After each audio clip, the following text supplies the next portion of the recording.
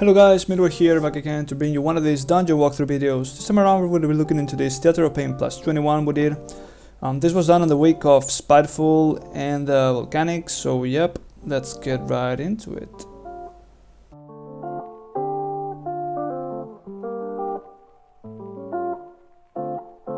So the first pull we're going to be doing here is a sneaky one. We want to have the hunter go to the right and turtle and feign death as he pulls everything.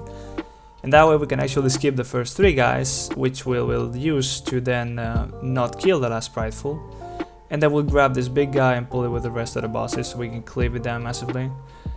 This is not really that big of a problem really, because even though it does quite big AoE damage, you know, this fight is one where there's not that much damage going on. So you can definitely pull it with everything. And as you see here, I just pop every single cooldown and just go ham on damage. Here I'm using VETHYR for the first time in one of my videos, so as you can see, Ashen Hallow is more than enough to actually just heal through all the AoE damage with wings, and it actually allows me to do so much AoE damage here. So this fight actually speeds up quite a lot because of me being VETHYR here. It's one of the examples of one of these fights where it really makes a big difference when you're actually running VETHYR instead of Divine Tail. But yeah, this fight pretty much falls over. There's not really much healing to be done here, so long as the interrupts go through and everything is handled properly, of course, that is.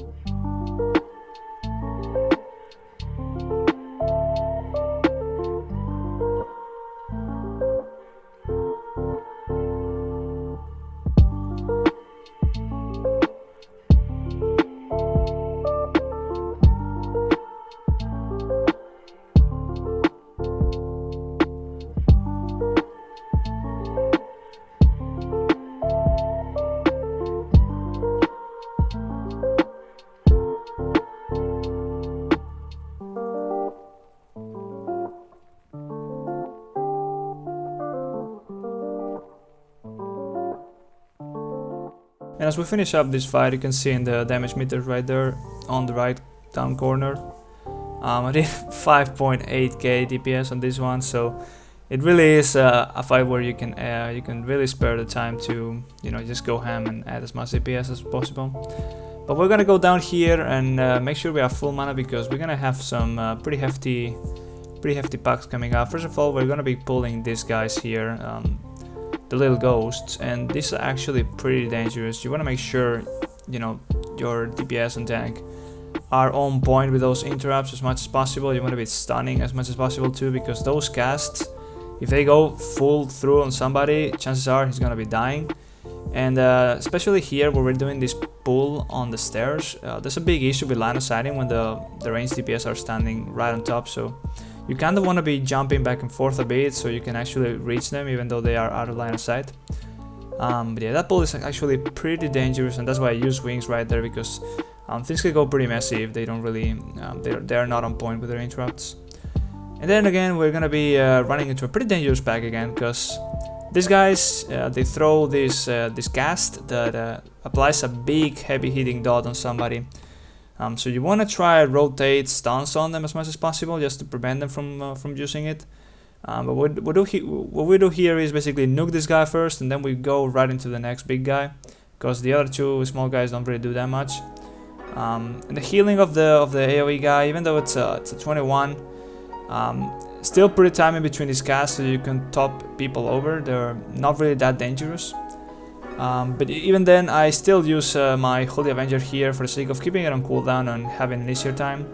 I don't really need it until the Prideful coming after, so it's not gonna be coming right after, but we'll have one in a couple minutes, so we still have some time until it. So we're free to just heal through this guy slow and steadily. Not that many threats, so don't really panic on this guy, even though you make a big pull like we did.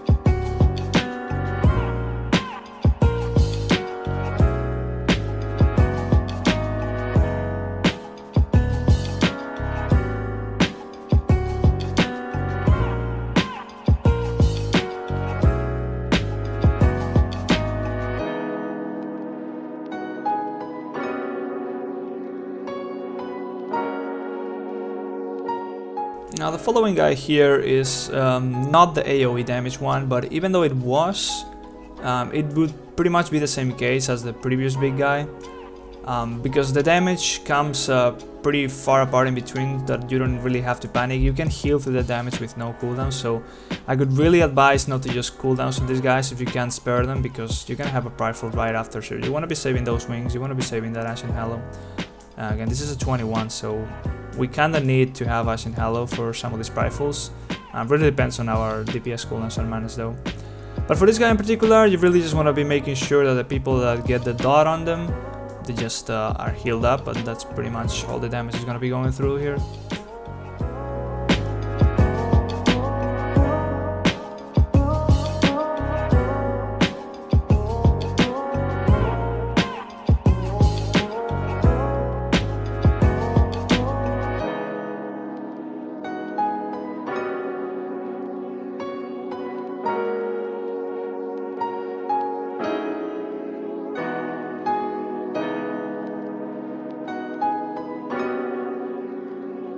And as I said before, we want to have, or make sure rather, than we have those wings up for every single Prideful. That's mandatory on those key levels, but still very important even though you're doing low keys, right? It's gonna make you much more comfortable and things much safer for everybody. So here we come into it with Ashen Hallow and wings, and I even pop Holy Avenger, but this Prideful in particular just falls over. As you can see that the warrior is doing quite some damage. And I am a close second with that Ashen Hallow damage, so this was definitely an overkill right there. I still have like 5 seconds of wings and like almost 8 seconds of Holy Avenger, so slight miscalculation on the damage. Could have used VETHYR thingy Ashen Hallow on the previous guy, like the big guy before. But that's something that you gotta talk over with your party. That's something that can always happen, and the only way to avoid it is to make sure that you know what coolness are gonna be used beforehand. But for this pack, what we're doing right now, what we do is we freeze trap the guy that's patrolling, that empowers every single ad next to it. And again, we got these two guys that are going to be throwing around spears and applying these heavy hitting dots, so we just want to make sure we nuke one down, and we're trying to stun lock them as much as possible, and then we nuke the other one down and we just get through. The dot damage is only dangerous if you get a lot of them applicated to like the whole party, or if like people get shot at the same time as they're going low because of the dot. So kind of line of sighting here in the corner is a pretty safe strategy. And then right after that we go into this guy. We just freeze trap here, and he doesn't really do much on its own. I'm just gonna make sure you're not next to it when he does the shield bash, because he might cleave you with it. You're just gonna move right a little bit behind it so you don't get hit. But this guy is pretty much not a threat on its own. That's why we separate the pack.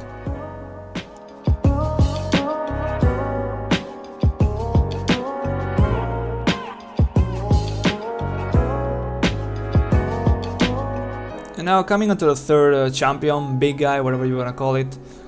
This one's not the AoE damage one, but still it's gonna be doing quite some hefty damage to the party because of that, what you call the cleave thing.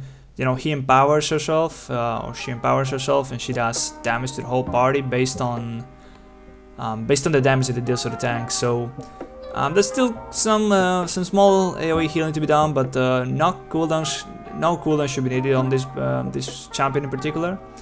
We're gonna get a Prideful afterwards, so we definitely want to be keeping those wings, even though they might be sitting on cooldown for quite a while.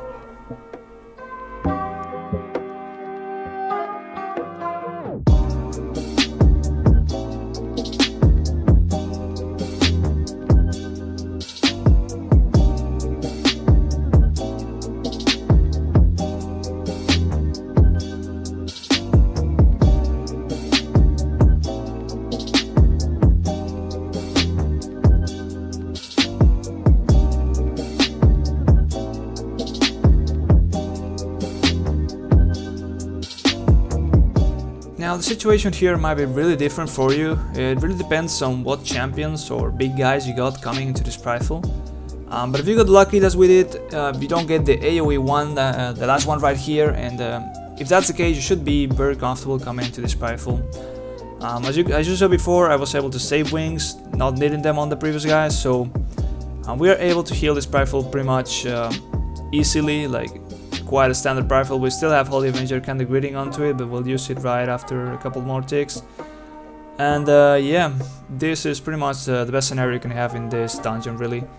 Now if you get the last champion as the AoE one, things can be quite difficult, because that one does, as for my understanding, it used to do the AoE damage much more frequently. I'm not sure if they changed it, but if that's still the case, you're probably gonna have to use wings there, so I'm really gotta be careful and talk what cooldowns you're gonna be allocating for the Prideful afterwards, because you wanna be having that one die very quickly if you don't have wings for it. Now this boss, pretty easy one. We come right into it with Ashen Hallow. Even though it does this big scary AoE damage, you have a lot of time to heal through it. Just want to make sure you don't die to these cleaves or the frontals or whatever. But really, even though you see big scary damage, you should never panic. There's only like a couple overlaps where the AoE damage might be considered scary, but you should definitely have Devotion Aura right for it. And now a little tip here that sometimes is basically a waste of damage, and I find out myself falling for it, is trying to heal the guys that are going to be thrown into the arena. Now even though those guys might need healing, they're not able to be healed as they're being pulled through, so don't waste any globals on them, just use them for damage as much as possible. Now there is so I just used the Devo Aura just for whatever reason, but I'm not sure if this was the case where you are supposed to be using it. I just know sometimes when the banner gets kind of sketchy, that's kind of where you want to be using it for the sake of just ignoring any healing on the tank, or you know, any healing on the party if you needed it for whatever reason, and just go ham on the banner, because that's probably the only reason why you might wipe, is lacking damage on the banner and then people panicking and getting hit by the frontals or the glyphs or whatever.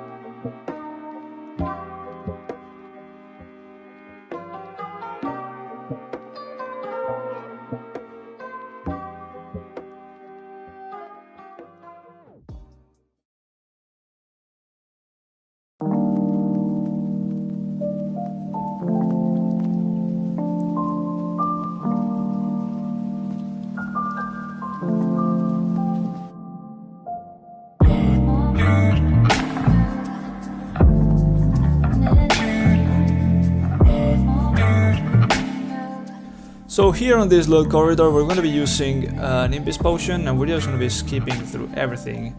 Now the reason we do this is for the Prideful timing, because we want to get it just in front of the next boss. Right here we have a little problem with an Invis belt failing to activate. But we just want to kill this 3 guys on drone pretty easily. And then we're going to go sneak past through the guys on the left or the right depending on where the patrol is. Pretty standard stuff, nothing really to point out here, to be honest. You kind of want to make sure not to use any cooldowns here, because we want to be using wings on the big AoE guy, you know, underneath after the pack coming right after. But yeah, just don't use them on this pack, you should not need them.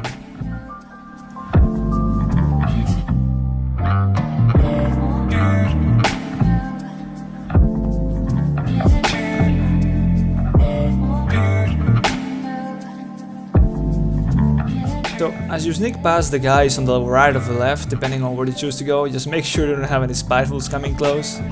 But yeah, coming into this pull down here again, want to try to save any cooldowns. There's not that much unexpected damage going through, you just gotta make sure you don't get one shot by those chop casts.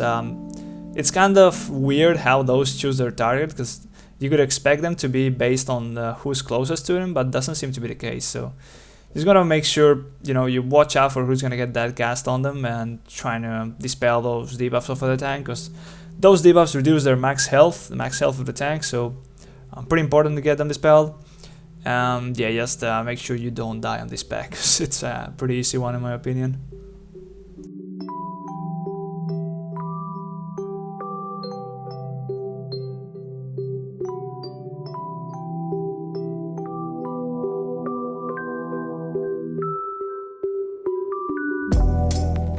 And as I pointed out before, this guy right here on the bridge gets really scary on high keys, so before I said you probably should have saved wings for it, but it kind of depends if you're gonna, how are you gonna be pulling the things on the bridge, right? So there's 2 packs coming after this big guy, so since we're gonna be pulling everything together because we're kind of tight on time for this high key, I don't really want to use wings because they're not gonna be up in time for the Prideful, so instead I just use Ashen Hallow, and as you can see, Ashen Hallow is really doing quite a lot of healing here.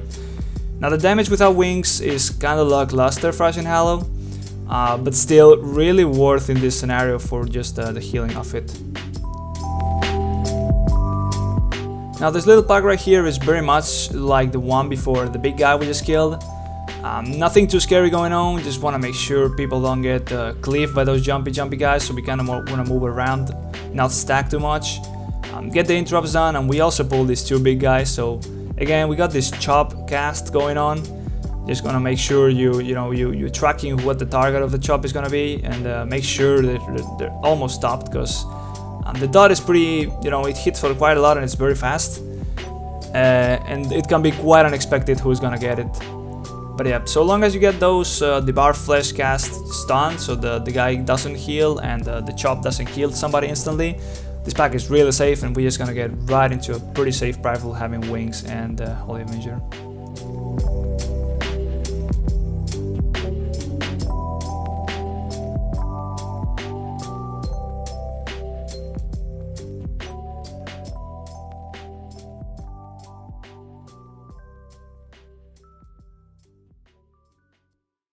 And yep, coming into this Prideful, if you timed everything correctly, you should have enough cooldowns to deal with it.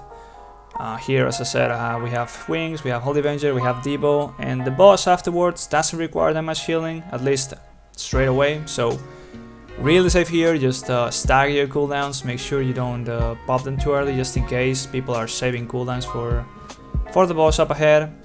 So we kind of want to make sure, we're using the cooldowns as late as possible so that we maximize their effectiveness as always. You definitely are safe enough to just use everything on this Prideful if you want to.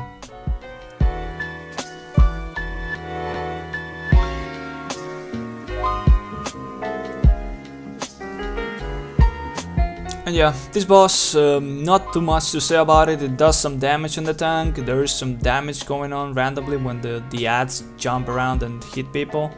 It can get a bit scary when you are like all stacking, because if you stack on melee, right, you don't get pulled towards him when the chains come through. So sometimes people get cleaved by the jumps of the ads in that situation, but still shouldn't really be that scary. You kind of just want to use cooldowns here for DPS mainly if you happen to have them up, or if they happen to just come after the middle of the fight. But really not too scary of a fight. You can use Bob to remove the bleed on somebody if they happen to take a lot of damage from it. You can of course use Sack pretty freely here, so long as your tank doesn't require it. Of course, pretty safe spot to be using Bubble on if you also get chained, just to remove the dot damage, because it's pretty pointless to have it. Really just a boss that you should definitely be trying to speed up by using as many cooldowns as possible, and by that I mean using Wings or Holy Avenger, even if you just happen to have them here.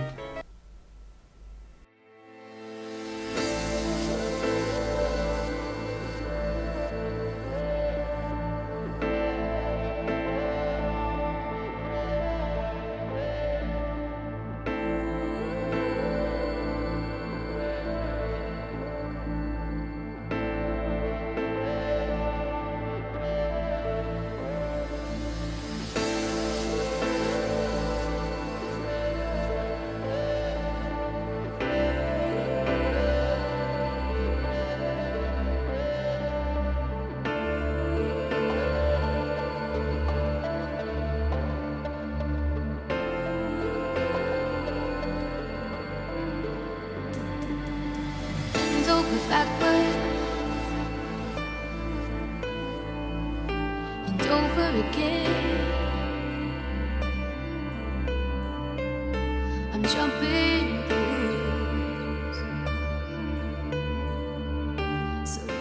So since we skipped this first corridor on this wing as we were coming through it with the Invis potion, we now gotta deal with it as we finish the boss. And right here, as you see, I pop Ashen Hallow because we need as much damage as possible. The timer on this dungeon is pretty tight. So even though we're gonna be kinda needing it on the next wing, the Necromancer wing, we really just, we cannot really rely on it for the healing. We kinda gotta just pop it here for damage. And it kind of does a pretty good job, even though we're not using wings, since the pools are quite big. So as you see there, it's doing quite some damage in this pool. But again, pretty easy pack. Just make sure those chops don't kill people. Make sure those debar flashed, get stunned, spare the tank. Pretty much all there is to it. It's kind of very similar to all the previous pools on this wing.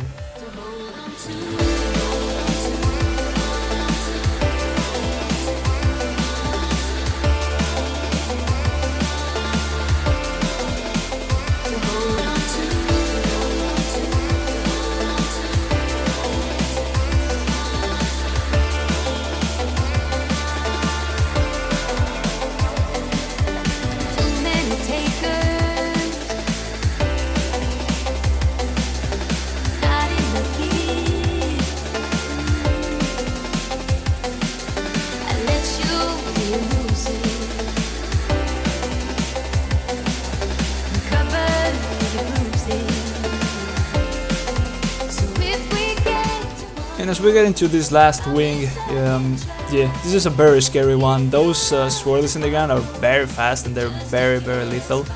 And there's also the chance that you get chained by one of those ghosts on your way there, so be ready with those personals or even the bubble, because right there, for example, there's instances where just it's so scary right here.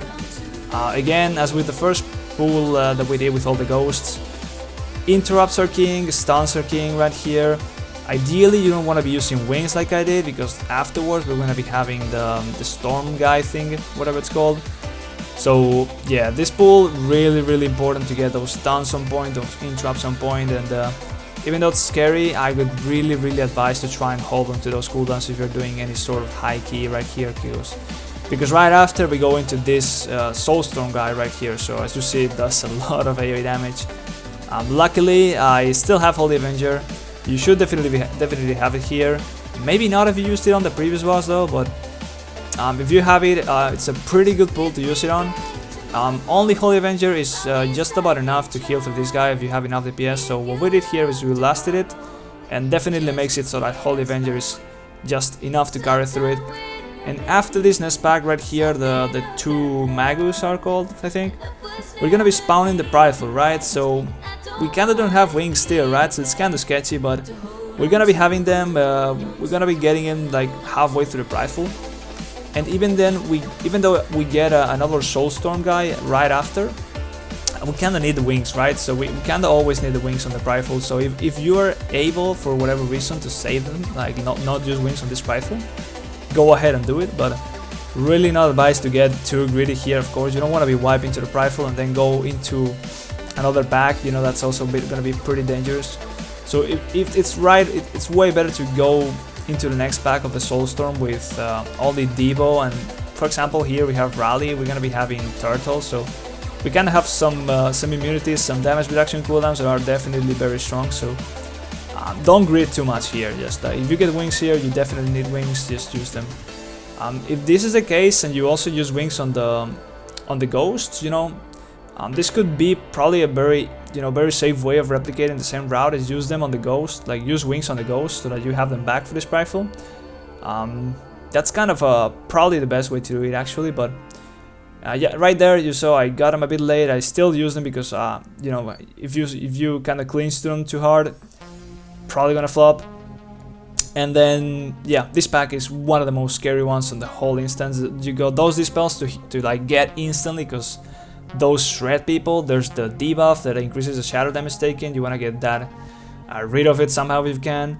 I drop Ashen Hallow there kind of too far backwards because I wanted the healing of it, but I didn't want to pull anything with it. But of course I should have just pulled put it a bit more forward. And we used Aura Mastery, and we also used Rally. So basically we used every single cooldown we had here, every single damage reduction cooldown. And we didn't actually have to use Turtle, but it was actually pretty clutch. But this is a pack where having damage reduction is really viable. Actually more valuable than just straight up healing, right? Because having wings but not having enough haste to actually use them, especially with having to deal with the dispels in the middle and having like dead GCDs, kind of makes damage reduction way more valuable. So definitely a pack where you want to be using, you know, the Divine Shield or Turtle, Block, whatever immunity you can if you are kind of gonna struggle with the healing on it. Yeah, coming after that of the pack, we have a chill one finally, because this wing is so nerve-wracking for healer, especially Holy Paladin, and being so starved on cooldowns. But if you get to this point, you should be safe. You should be, you should definitely be chilling for the rest of the dungeon, pretty much. So just don't use anything here. Just save stuff for the next pool, the next pack or whatever. Probably even for the boss. But yeah.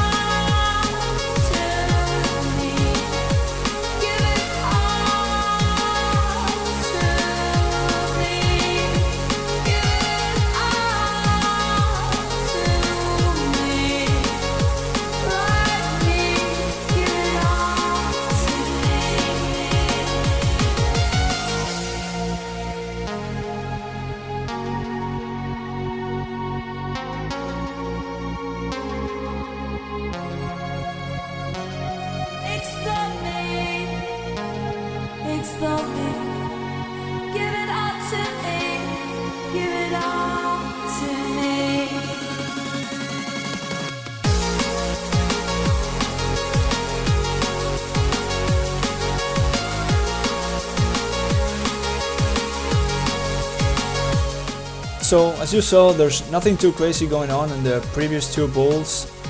Just one little tip, just know that you can like skip these little Spitefuls on the platforms if you all click the gate at the same time.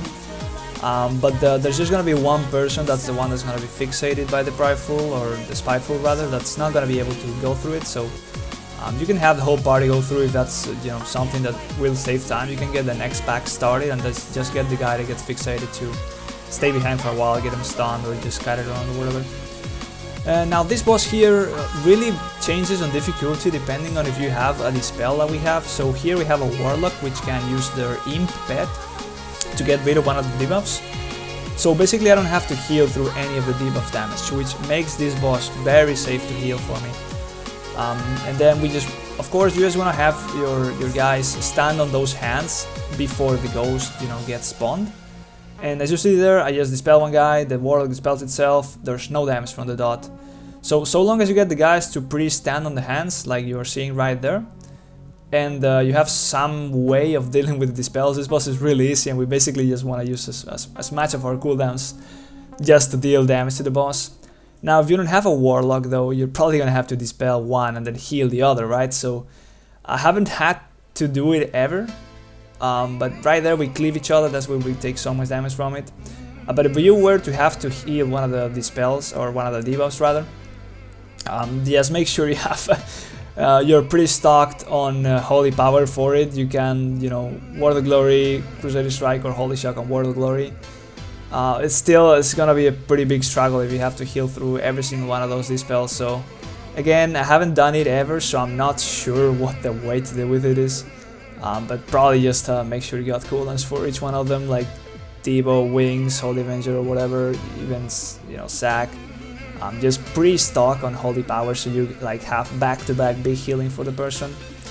And of course, potions, personals, even Hellstones if you happen to have. But if you happen to have Hellstones, right, that means you have a Warlock. Right there, our Warlock has a little issue with the hands. There's this spawn, so he doesn't get to the ghost in time because he didn't expect it.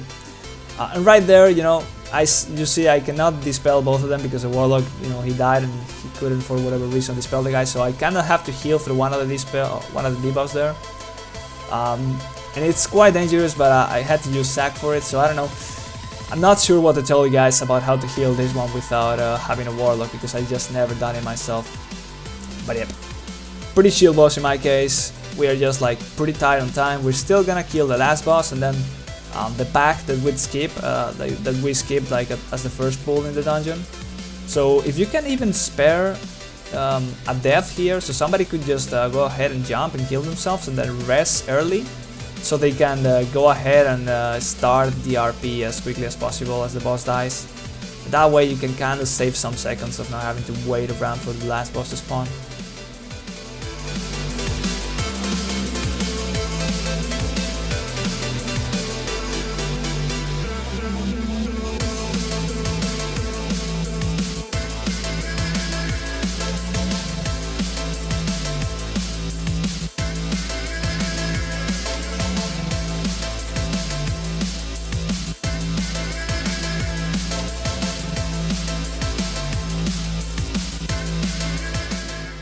And yep, coming into the last boss, it's a pretty scary one for a lot of people, myself included. It really is about dodging frontals, really, for the most part. But this first phase, until you like push it to 50%, there's nothing to be worried about. Just make sure you have, you know, you just don't cleave each other or whatever with the Rift debuff that's coming up right here. As you see, if you see a circle around you, that means the Rift is gonna be, you know, doing damage because you're gonna be spawning those little ads. But if you don't have a circle around you, it means you're not gonna be spawning anything. So that also means that there's not gonna be any damage going on the Rift. So what I mean by this is every first Rift there's gonna be damage to heal up. Every second Rift there's not gonna be any damage to heal up. So that's kind of a rule of thumb right there, just to kind of use your cooldowns appropriately.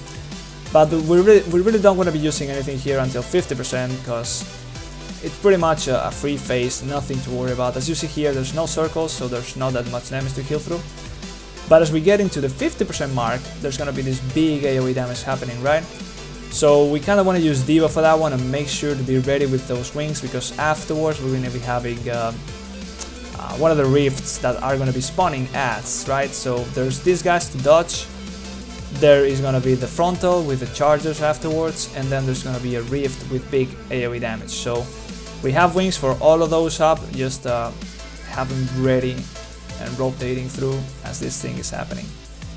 So this fight is pretty much just about, again, just dodging frontals and then being ready for the upcoming damage, knowing when it's going to come through. Just of course have the Divine Shield ready if you happen to screw up, or you know you just lose yourself and are not really capable of locating where everything is. It's understandable. It happened to me quite sometimes. It's a pretty scary fight if you're not really good at tracking where things are, like far away in the encounter. But yeah, this is a pretty free fight if you manage to just dodge through everything, pretty much.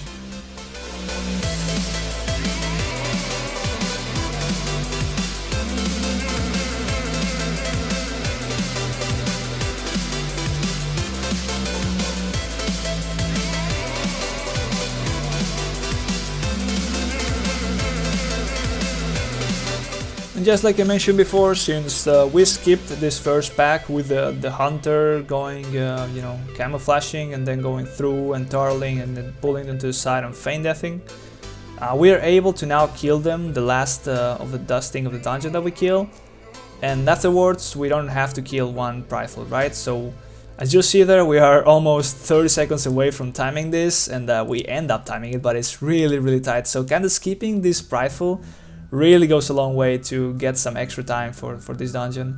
Now, pulling off this skip is not easy. We've tried a lot of things. We tried Warlock gateways, we've tried the Hunter skip, we've tried a lot of different ways to avoid getting threat from it, but it's not an easy one to pull off. So, well, this is the end of the dungeon, guys. Thank you very much for watching. If you enjoyed it, of course, please subscribe, and then I'm streaming on Twitch, of course. This is what's recorded on stream. So if you like this and you want to watch it live, please go ahead and follow. The link will be in the description. And yeah, as you see there, that's the big Ashen Hallow damage. Quite a big, you know, impactful, you know, covenant to be using in this dungeon, just because of the damage that it does. And we really need that damage for this kind of dungeons, right? Because as you see there, we're kind of sketchy on time. So well, thank you very much for watching, guys. I hope you enjoyed that one. And yep, see you next time.